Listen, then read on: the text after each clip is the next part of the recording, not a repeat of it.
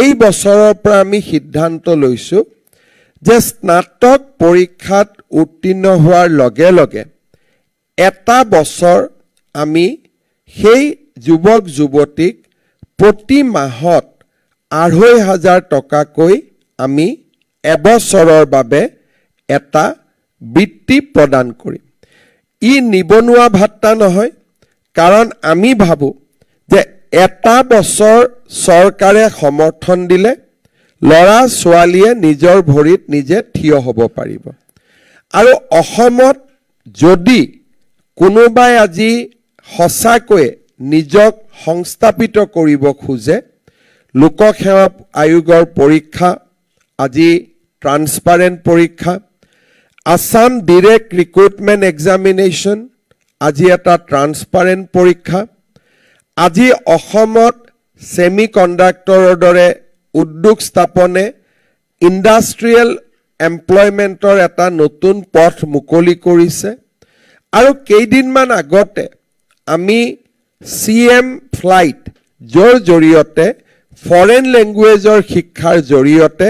Japan, south Korea, ছিংগাপুৰতো আমি নিয়োগৰ এখন নতুন বজাৰ আমি সৃষ্টি কৰিব বিচাৰিছো। সমান্তৰালভাৱে আমাৰ দেশৰ উন্নয়নৰ লগত খাপ খুৱাই ৰাজ্যৰ বাহিৰতো কৰ্মসংস্থাপনৰ ব্যৱস্থা নিশ্চিতভাৱে আগতকৈ আজি বহুখিনি আগবাঢ়িছে। মুখ্যমন্ত্ৰীৰ আত্মনিৰ্ভৰ আঁচনিৰ দৰে আঁচনিৰ জৰিয়তে আমি আত্মসংস্থাপনৰ সুবিধা দিওঁ। প্ৰধানমন্ত্ৰীয়ে মুদ্ৰাৰ দৰে আঁচনিৰ জৰিয়তে উদ্যমিতাক সাৱটি ল'ব বিচৰা ল'ৰা ছোৱালীৰ কাৰণে উইদাউট মৰ্টগেজ বেংকত লোনৰ ব্যৱস্থা কৰিছে। ৰাজ্য চৰকাৰে ২ লাখৰ পৰা ৫ লাখ টকালৈকে আৰ্থিক অনুদানৰ ব্যৱস্থা আৰম্ভ কৰিছে। আৰু ষ্টাৰ্টআপ ইনোভেশ্যনতো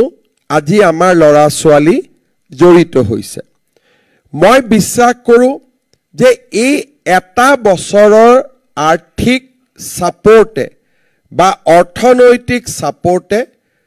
প্ৰত্যেকগৰাকী যুৱক যুৱতীক এটা সুস্থিৰ সিদ্ধান্ত লোৱাত সহায় কৰিব। নহ'লে আউট অফ ডেছপাৰেশ্যন কেতিয়াবা আমি য'ত আমাৰ এক প্ৰকাৰ ক'ব গ'লে য'ত আমি যাব খোজো সময় লাগে, সেই সময়খিনি নোপোৱাৰ কাৰণে কেতিয়াবা য'ত আমি যাব নিবিচাৰোঁ বা জীৱনৰ যিটো ছেকেণ্ড এণ্ড থাৰ্ড চইচ হয় তাক আমি সাৱটি ল'ব লাগে। এটা বছৰৰ সুস্থিৰতাই, এটা বছৰৰ সমৰ্থনে আমাক আমাৰ ভাষাত ক'ব গ'লে খুব ঠাণ্ডা কৰি নিজৰ জীৱনৰ সিদ্ধান্ত লোৱাত আমাক সহায় কৰিব। সেইবাবে ফেব্ৰুৱাৰী মাহৰ 1 তাৰিখৰ পৰা 2026 চনৰ ফেব্ৰুৱাৰী মাহৰ 1 তাৰিখৰ পৰা 2027 চনৰ জানুৱাৰীৰ 31 তাৰিখলৈকে প্ৰতি মাহত আমি ২৫০০ টকাকৈ আমাৰ গ্ৰেজুৱেশ্যন হোৱা ল'ৰা ছোৱালীখিনিক আমি দি যাম। আৰু অহা বছৰ সেই ধৰণে যিটো নতুন বেটছ পাছ কৰিব 2026ত আমি তেওঁলোকক দিম। তাৰ পিছৰ বছৰ যি 2027ত পাছ কৰিব তেওঁলোকক আমি দি গৈ থাকিম। আঁচনিখন নতুন, আমি একেলগে যদি আমি কওঁ যে নহয় সকলোবোৰ গ্ৰেজুৱেট পাছ কৰি থকা সকলক দিম, তেতিয়াহ'লে আমাৰ আঁচনিৰ স্পিৰিটটো কম্প্ৰমাইজ হয়। কাৰণ আমি বিচাৰোঁ যে এবছৰতকৈ যিসকল এতিয়াও নিবনুৱা হৈ আছে তেওঁলোকক যদি আমি সমৰ্থন কৰোঁ ই এক নিবনুৱা ভাত্তালৈ ৰূপান্তৰ হ'ব। ইয়াক আমি আনএমপ্লয়মেণ্ট এলাউন্স হিচাপে দিব খোজা নাই, ইয়াক আমি এটা incentive to do something good for the society, to grab the opportunity, আমি ইয়াক এটা ইনচেন্টিভ দিব খুজিছোঁ which is distinct from unemployment allowance. সেইবাবে আমি 2025 চনত পাছ কৰা সকলো গ্ৰেজুৱেটক ইয়াত সামৰি ল'ম। উইথ সাম এক্সেপশ্যন যদি আজি আমাৰ ছোৱালীসকলে গ্ৰেজুৱেট পাছ কৰি পোষ্ট গ্ৰেজুৱেট পঢ়াৰ সিদ্ধান্ত লৈছে তেওঁলোকে চৰকাৰৰ পৰা ইতিমধ্যে ২৫০০০ টকাকৈ লাভ কৰি আছে আৰু নেক্সট 4 বছৰ তেওঁলোকে পাই থাকিব নিযুত মইনা আঁচনিৰ অধীনত সেইকাৰণে যিসকলে নিযুত মইনা আঁচনিৰ বেনিফিচিয়াৰী তেওঁলোকক আমি এই আঁচনিখনৰ জৰিয়তে পুঁজি আগবঢ়াব বিচৰা নাই আদাৰৱাইজ তেওঁলোকে ৫০০০ টকা পাবগৈ নিযুত মইনাৰ জৰিয়তে ২৫০০০ আৰু জীৱন প্ৰেৰণাৰ জৰিয়তে ২৫০০০ 5000 হ'বগৈ ডুপ্লিকেচি নহবৰ কাৰণে আমি নিযুত মইনা আঁচনিৰ অধীনত যিসকলে ইতিমধ্যে চৰকাৰৰ পৰা ২৫০০০ টকাকৈ পোৱা আৰম্ভ কৰিছে তেওঁলোক এই আঁচনিখনৰ বাবে আমি তেওঁলোকক বিবেচনা কৰিব খোজা নাই দ্বিতীয়তে যিসকলে প্ৰাইভেট ইউনিভাৰ্চিটিত পঢ়ে ৰয়েল গ্লোবেলে হওক ডাউনটাউন ইউনিভাৰ্চিটি হওক আমি বৰ্তমান ধৰি লৈছো যে তেওঁলোকৰ পিতৃ মাতৃৰ এটা আৰ্থিক স্থিতি আছে লৰা ছোৱালীক সহায় কৰিবৰ বাবে এই বছৰ আমি তেওঁলোকক আঁচনিত অনা নাই কিন্তু ভৱিষ্যতে প্ৰয়োজন হলে আমি শংকৰদেৱ ইউনিভাৰ্চিটি হওক বা প্ৰাগজ্যোতিষ ইউনিভাৰ্চিটি হওক কৃষ্ণগুৰু আধ্যাত্মিক মহাবিদ্যালয় হওক যিখিনি সামাজিক ক্ষেত্ৰৰ বিশ্ববিদ্যালয় আছে অৰ্থাৎ যিসমূহ আউনিআটি সত্ৰৰ বিশ্ববিদ্যালয় আছে যিখিনি প্ৰফিট নোহোৱা বিশ্ববিদ্যালয় আছে বা সামাজিক সংগঠনে স্পন্সৰ কৰা বিশ্ববিদ্যালয় আছে তেওঁলোকক আমি অনাগত দিনত বিবেচনা কৰাৰ কথা আমি নিশ্চয় চিন্তা কৰিম ইয়াৰ পিছত যাৰ পিতৃ মাতৃ চৰকাৰী চাকৰিয়াল তেওঁলোকক আমি এই আঁচনিত নলওঁ কিন্তু চতুৰ্থ বৰ্গৰ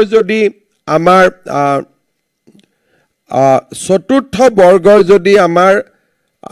পিতৃ যদি চতুৰ্থ বৰ্গৰ কৰ্মচাৰী হয় তেতিয়াহ'লে তেওঁক আমি এই আঁচনিত বিবেচনা কৰিম যাতে আমাৰ চৰকাৰতো যিগৰাকী চতুৰ্থ শ্ৰেণীৰ কৰ্মচাৰী যিহেতু ইমান দৰমহা নাপায় তেওঁলোকৰ সন্তানক এই আঁচনিৰ ক্ষেত্ৰত আমি ডেফিনেটলি কনচিডাৰ কৰিম স্বাভাৱিকভাৱে মন্ত্ৰী বিধায়কৰ সন্তানক আমি এই আঁচনিত কনচিডাৰ নকৰোঁ তাৰ উপৰি যিসকল পঞ্জীভুক্ত ঠিকাদাৰ বা যিসকল পিতৃ মাতৃৰ বাৰ্ষিক উপাৰ্জন 10 লাখ টকাতকৈ বেছি তেওঁলোককো আমি এই আঁচনিখনত অন্তৰ্ভুক্ত কৰিব বিচৰা নাই মই ভাবো যে এই আঁচনিখন এখন সম্পূৰ্ণ নতুন আঁচনি কোনো ৰাজ্যত কেতিয়াও প্ৰণয়ন নকৰা এখন নতুন আঁচনি ই আমাৰ ছাত্ৰ ছাত্ৰী যুৱক যুৱতীসকলক এটা আশাৰ প্ৰেৰণা যোগাব আঁচনিখন যে খুব প্ৰয়োজনীয় তাক মই কেনেকৈ অনুভৱ কৰিছো যোৱা মাহত মই যেতিয়া বিটিসি ইলেকশ্যনত ব্যস্ত আছিলো বা আজি যোৱা কেইটামান দিনতো মই যেতিয়াই ৰাজহুৱা সভা কৰিব গৈছো কোনোবাজন নহয় কোনোবা যুৱকে মোক আহি সুধিছে যে স্যাৰ জীৱন প্ৰেৰণা আঁচনিখন কেতিয়া লঞ্চ কৰিব তাৰ মানে এই আঁচনিখন ইতিমধ্যে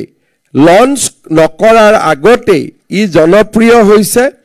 আৰু আমি কথা পাতি থাকোতে 8খন এপ্লিকেশন আহিয়ে গৈছে অলৰেডি পোৰ্টেলত 8খন এপ্লিকেশন আহি জমা হৈছে জাস্ট পোৰ্টেলটো মুকলি কৰি দিয়াৰ লগে লগে মই ভাবো এতিয়া হয়তো আৰু কেইটামান বাঢ়ি গ'ল আৰু নাও ইট ইজ 27 তো 27 জনে ইতিমধ্যে আবেদন কৰিছে তাৰ মানে আমি বুজি পাওঁ যে এই আঁচনিখনৰ কিমান প্ৰয়োজনীয়তা আছিল কিছুমান আঁচনি চৰকাৰে ভোটৰ কাৰণে দিয়ে যে এই আঁচনি দিলে আমি ভোট পাম কিন্তু কিছুমান আঁচনি আউট অফ নেসেসিটি জন্ম হয় যে ই প্ৰয়োজন আৰু এই আঁচনিখন নহলে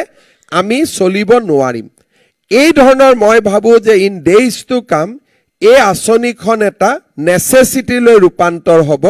কাৰণ গ্ৰেজুৱেট পাছ কৰাৰ পিছত লৰা ছোৱালীয়ে দেউতাকক টকা পইচা খুজিব খুব টান পায় আৰু আমি যিহেতু সকলোৱে সেই ফেজটোৰ মাজেৰে আহিছোঁ সো আমি তাক অনুভৱ কৰিব পাৰোঁ মই আশা কৰিম যে আমি নৱেম্বৰ মাহৰ ভিতৰত আবেদনৰ প্ৰক্ৰিয়া আমি শেষ কৰিম ডিসেম্বৰত আমি কলেজ ইউনিভাৰ্সিটিৰ ভিতৰত ভেৰিফিকেশন কৰিম জানুৱাৰীৰ এণ্ডত নহলে ফেব্ৰুৱাৰীত আমি এই পুঁজি দিব আৰম্ভ কৰিম বা যেতিয়া আমি নিদিও কিয় ইট উইল বি ফৰ 1 ইয়াৰ আৰু এবছৰৰ কাৰণে আমি দিম গতিকে ইৰেসপেক্টিভ অফ দা ফ্যাক্ট যে কেতিয়া আমি আৰম্ভ কৰিম আমি এবছৰৰ কাৰণে পাম অহা বছৰক আমি ইয়াৰ ইমপ্লিমেন্টেশনৰ মাহটো আৰু অলপ আগুৱাই দিব পাৰিম যাতে পাস কৰাৰ লগে লগে লৰা ছোৱালীখিনিয়ে এই সুবিধা পাব পাৰে মই পুনৰ এবাৰ অসমৰ সকলো এই বছৰ 2025 চনত স্নাতক পাস কৰা সকলো যুৱক যুৱতীলৈ মই অভিনন্দন জনাইছো আৰু মুখ্যমন্ত্ৰী জীৱন প্ৰেৰণা আঁচনিখনত অন্তৰ্ভুক্ত হ'বলৈ আহ্বান জনাইছো ইয়াত কোনো সিলেকশন নাই যে অমুকক দিম তমুকক দিম it is a universal scheme exclusion criteria খেনিক বাদ দি বাকি আমি সকলোকে আঁচনিখনত লম অসমৰ বাহিৰত যদি কোনোবাই আজি কাম কৰি পঢ়িব গৈছে বা দিল্লীত থাকি আইএছৰ কাৰণে প্ৰিপেয়াৰ কৰিছে কৰবাত থাকি ইন্টাৰভিউৰ কাৰণে প্ৰিপেয়াৰ কৰি আছে অসমত নাথাকিলেও অসমৰ বিশ্ববিদ্যালয়ৰ পৰা যদি তেওঁলোকে ডিগ্ৰী পাস কৰিছে 2025ত তেওঁলোকেও ইয়াত আবেদন কৰিব পাৰিব